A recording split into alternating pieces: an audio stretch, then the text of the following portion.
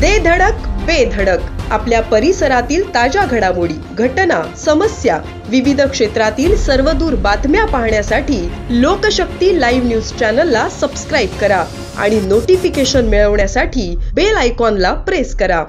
पेण तालुक्यामध्ये बाळगंगा धरणाच्या कामाला सुरुवात करून 13 वर्ष होत आली तरी सुद्धा जावळी, वरसई, करोटी, निधवली, गागोटे आणि वाशिवली या एकूण 6 ग्रामपंचायती हद्दीतील 9 महसुली गावे आणि 13 आदिवासी वाड्यांमधील जवळपास 3000हून अधिक कुटुंबियांना शासनाने वाऱ्यावर सोडले आहे।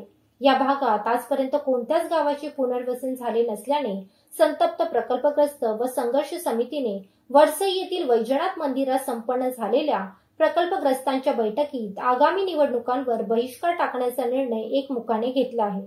त्यामुळे येणाऱ्या निवडणुकीत कोणत्याच लोकप्रतिनिधीला मतदान करायचं नाही असा सर्वानुमते निर्णय झाला आहे। जोपर्यंत बाळगंगाचे प्रलंबित प्रश्न, जमिनीचा मोबदला, पुनर्वसनासाठी प्लॉटचे वाटप, घरांच्या किमती, पुनर्वसन आराखडा यांसारखे महत्त्वाचे प्रश्न लोकप्रतिनिधींमार्फत सोडवले जात नाही तोपर्यंत कोणत्याच लोकप्रतिनिधीला या भागात मतदान केले जाणार नाही असे यावेळी प्रकल्पग्रस्तांकडून ठणकावून सांगण्यात आले। प्रकल्पग्रस्त व संघर्ष समितीचे पदाधिकारी शुक्रवार दिनांक 12 एप्रिल रोजी जिल्हा अधिकारी, उपविभागीय अधिकारी, केंद्रीय निवडणूक आयोग, तहसीलदार यांना याबाबतचे निवेदन देणार असल्याचे बाळगंगा संघर्ष समितीचे अध्यक्ष अविनाश पाटील यांनी या प्रसंगी सांगितले। या बैठकीला बाळगंगा धरण प्रकल्पग्रस्त व संघर्ष समितीचे पदाधिकारी उपस्थित होते।